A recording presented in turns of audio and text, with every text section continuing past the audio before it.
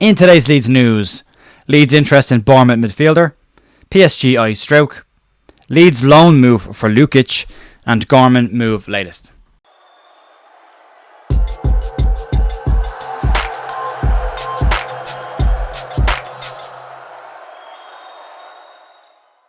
Hey folks, Jay here on the 29th of December with your Leeds United news, heading towards the end of the year. Hope you've all had a lovely Christmas period with your family heading into December. If you haven't had a great Christmas, it's not a great time for everybody. I hope you're okay, and I hope everybody is doing fine coming into today. We've got a game tonight against West Brom. No match preview today, just didn't get time this week to do it. Wanted to spend some time with family and my partner as well, so we didn't get a chance to get that done this week. Not a big deal. We'll be back to normal from next week. Also, just a quick update on the channel. I had to put a note out yesterday saying I'm looking to probably tail back or remove the podcast from what we do here. The news will stay here always. The channel is about the news.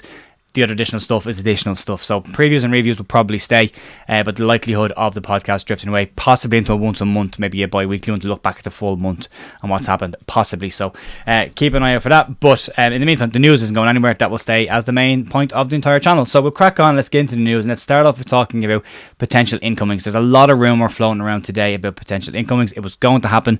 We're so close to the transfer window opening now. It was bound to happen. And now, according to TalkSport's Alex Crooks, he is saying that Leeds could be set to put a loan bid in for Bournemouth's central midfielder David Brooks. David Brooks is 26 years of age and is playing consistently for Bournemouth again this season after having a fight with cancer recently, which luckily for him and thankfully for him, he overcame. He is now back playing on a regular basis. As I said, Leeds are said to also have some competition in this space here, with Southampton also said to be interested in it. The article does point out, or Alex Crooks, does point out that Leeds have a slight advantage with the likes of Ethan Ampadu, Dan James and Joe Rodon there as a Welsh contingent that David Brooks would know and be friendly with, and might be a possibility of bringing a fourth Welsh player into the Leeds lineup. It's not, central midfield is not a position Leeds have really needed huge amount of reinforcements in. Daniel Farke doesn't believe really in rotating squad around and resting players on a regular basis, so bringing in another central midfielder, he's a bit more creative than what we have in there at the moment, but given that Ilya Gruev is operating on 15-20 minutes per game, you know, Archie Gray playing at right back, who could become available as a midfielder if Leeds sort out that position, means that is there really any need for Leeds to have another midfielder, unless it is that Farke thinks Leeds need more from midfield. I think Leeds need more from every part of the park right now, because the cracks are shown and Leeds need to fix that. So maybe it's a case of bringing in a slightly different type of player to give Leeds opportunities to change the way they play. You know, without the double pivot sitting, we can actually have more advanced midfielders. We'll have to wait and see, but that's the first one. Brooks is a good player. I always liked Brooks when he did play in the Championship. Has a good record down the Championship, so will be a strong player to bring in. He was very unlucky not to kick on. The cancer diagnosis really did curtail his career quite a lot, but a good player, tidy footballer as well, and fingers crossed something in that, because I do like David Brooks, good player.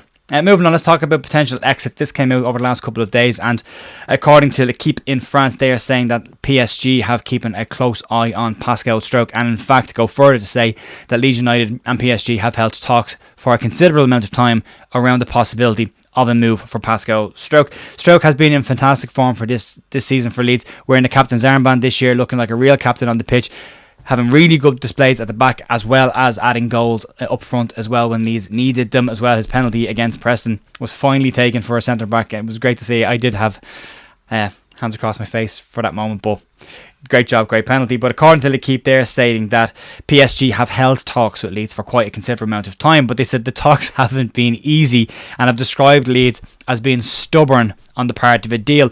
L'Equipe also goes on to point out that as far as they've heard, PSG's take on the whole deal is that Leeds' valuation of Struijk is considerably higher than they are willing to pay.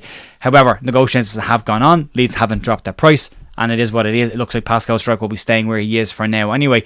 They do point out, though, in this piece that PSG will retain an interest in the player and are likely to possibly come back in for the player at a slightly later date. Something to keep an eye on over the course of January, and also to keep an eye on what's happening with Leeds season. If this drop continues to happen, if the wins away from home don't start coming in, maybe players will start looking at maybe, you know, moving on if this isn't going to be what they thought it was going to be. But Struijk's been excellent for Leeds this season. He really is put a marker down as a leader amongst a bunch of players that they are there, the younger players specifically. So it'll be sad to see a player who's found his confidence, found his spot, really pushed on this season. It would be sad to see him then maybe exit Leeds. So we'll keep an eye on that, and I'll let you know any information on that as and when it comes out.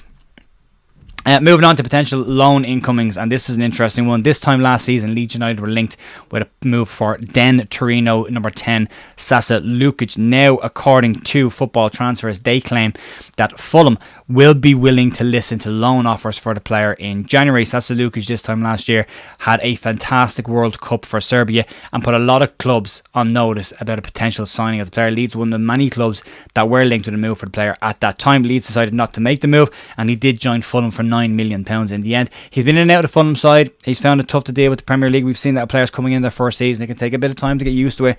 Potentially drop down to the Championship for a bit of time would help him to develop faster. And according to Football Transfers, they say that Leeds' interest in the creative Slavisa Lukic is a player that may well be on their list, and a player that Leeds will look to possibly bring in January. Lukic did have a great World Cup. I think we talked about it on this channel quite a lot last year about Lukic and the potential of him coming in. A very creative player, a player who can see things, a set piece taker as well, which Leeds are desperately lacking in. A good set piece taker from free kicks and from corners. So that's an interesting one to watch. But again, I just think it's potentially a creative number 10 that could be available and then automatically being linked with Leeds, who are lacking a creative number 10. It's possible as well. So, but it's an interesting one that I like, but it did pop up last year, which makes me think maybe not. And it has come from Football Transfers as well, which means probably not a huge amount. Pinch of salt with that one. And then finally today, just a slight update on the Finlay Gorman situation that's been going around for quite some time. Fabrizio Romano put a tweet out this week stating that the 15-year-old had signed a long-term deal with Manchester City that would be announced early January. The situation with this is he's 15 years of age, and as Leeds have seen with Archie Gray, you cannot sign a professional deal in England until you turn 17 years of age. Before that, you're on either schoolboy or scholar terms, which means that's exactly what Finlay would be on. Having caveats in there of a potential permanent deal doesn't mean anything at all at that point. We saw again with Archie, he signed a 2-year deal when he turned 17. That's the maximum amount of time you can sign a contract for as a 17-year-old. Leeds will look in March and when he turns 18 to extend that, but for a 15-year-old to have potentially signed a long-term deal, I think Romano's getting his facts slightly tangled up there.